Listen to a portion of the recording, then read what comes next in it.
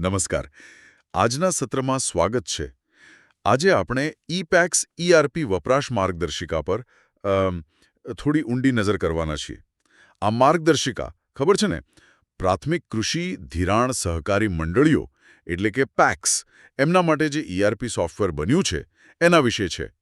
આપણો હેતુ એ છે કે આ સિસ્ટમ ખરેખર શું કરે છે અને આ ગ્રામીણ સંસ્થાઓ માટે એનો અર્થ શું થાય એ સમજવાનો. બરાબર. અને જુઓ, આ કંઈ ખાલી એકાઉન્ટિંગ સોફ્ટવેર નથી હો. માર્ગદર્શિકા જોતા સ્પષ્ટ લાગે છે કે એમનો હેતુ પેક્સના લગભગ બધા જ કાર્યોને એટલે એક છત નીચે લાવવાનો છે. સભ્યપદ વ્યવસ્થાપનથી માંડીને લોન, થાપણો, પછી પેલું માલસામાનનું વેચાણ, સંચાલન, બધું જ. ખરેખર તો ઘણું મોટું કામ લાગે છે આ. ચાલો એના કેટલાક મુખ્ય મુદ્દાઓ જોઈએ જરા વધુ વિગતમાં. હા, ચોક્કસ. શરૂઆતમાં જ માર્ગદર્શિકામાં કેટલીક ટેકનિકલ બાબતો છે, જેમ કે multi user support, biometric authentication અને અંગ્રેજી સાથે સ્થાનિક ભાષાનો સપોર્ટ. આ બધું આમ તો આધુનિક લાગે છે, પણ એનો વ્યવહારમાં શું પ્રભાવ પડે? જુઓ, આ જે લક્ષણો છે ને એ સ્ટેન્ડર્ડાઇઝેશન તરફ ઇશારો કરે છે અને કદાચ સુરક્ષા પણ વધે અને ઉપયોગમાં સરળતા રહે. પણ કાર્યાત્મક રીતે જે વધુ રસપ્રદ છે એ છે કે આ સિસ્ટમ જટિલ નાણાકીય કામગીરી કઈ રીતે સંભાળે છે. જેમ કે KYC નિયમોનું પાલન છે, શેર ડિવિડન્ડની ગણતરી, અલગ અલગ લોન પ્રોડક્ટ્સનું મેનેજમેન્ટ અને ખાસ કરીને NPAની જોગવાઈ. NPA એટલે પેલી વસૂલ ન થઈ શકે એવી લોન, બરાબર? હા, બિલકુલ. નોન પરફોર્મિંગ એસેટ્સ એનું સંચાલન સિસ્ટમમાં જ કરવું એ જોખમ વ્યવસ્થાપન માટે બહુ જ મહત્વનું છે. અને સહકારી મંડળીઓ માટે આ મોટો પડકાર હોય છે, ખબર છે? આ બધું એક central system, financial accounting system FAS એના દ્વારા ચાલે છે. ઓકે, નાણાકીય કામગીરી તો હોય જ, એ તો અપેક્ષિત છે. પણ મને પેલી વાતમાં વધુ રસ પડ્યો. માર્ગદર્શિકામાં મર્ચેન્ડાઇઝ એટલે કે માલસામાનનું વેચાણ અને જાહેર વિતરણ વ્યવસ્થા PDS અને વેરહાઉસિંગના સંચાલન માટે પણ અલગ મોડ્યુલ્સ છે. આ તો કંઈક અલગ જ છે, પરંપરાગત બેન્કિંગથી ઘણું આગળ. સાચી વાત.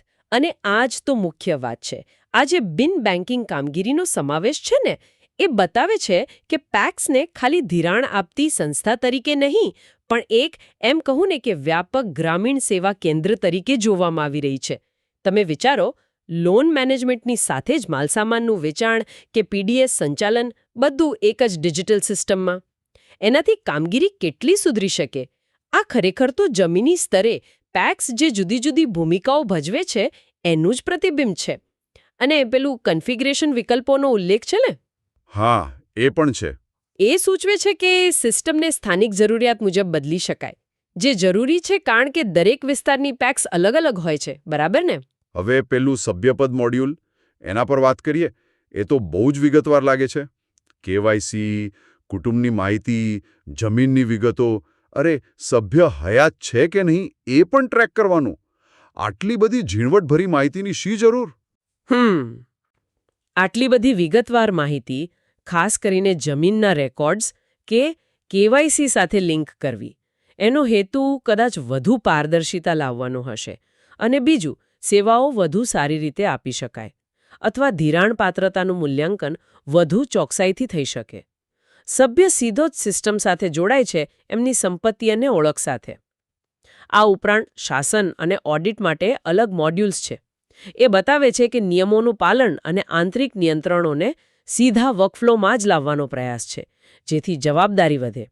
અને પેલું business development plan BDP tool પણ છે.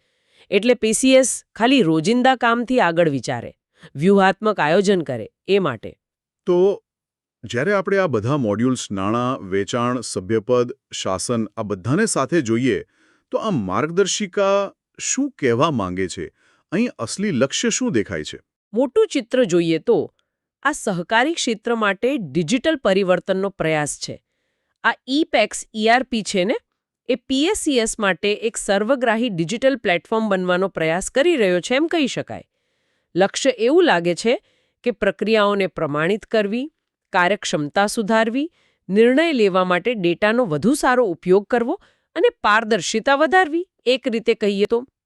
આધુનિક એન્ટરપ્રાઇઝ મેનેજમેન્ટના સિદ્ધાંતોને ગ્રામીણ સહકારી મંડળીઓની જટિલ દુનિયામાં લાવવાનો આ એક પ્રયાસ છે.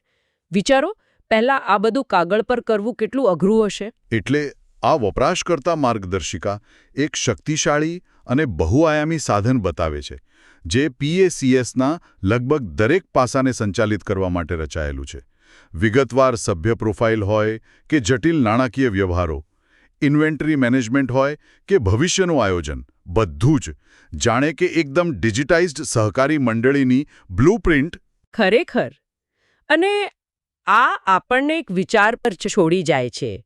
માર્ગદર્શિકા એ તો સમજાવે છે કે સિસ્ટમનો ઉપયોગ કેવી રીતે કરવો, પણ આ ડિજિટલાઇઝેશન તરફનો જે મોટો ધક્કો છે એ સહકારી બેન્કિંગના સ્વભાવ પર શું અસર કરશે? આવી વ્યાપક સિસ્ટમ્સ, એ પેક્સ, એના સભ્યો અને જે સમુદાયોની એ સેવા કરે છે એમની વચ્ચેના સંબંધને કઈ રીતે બદલી શકે? ખાલી કાર્યક્ષમતા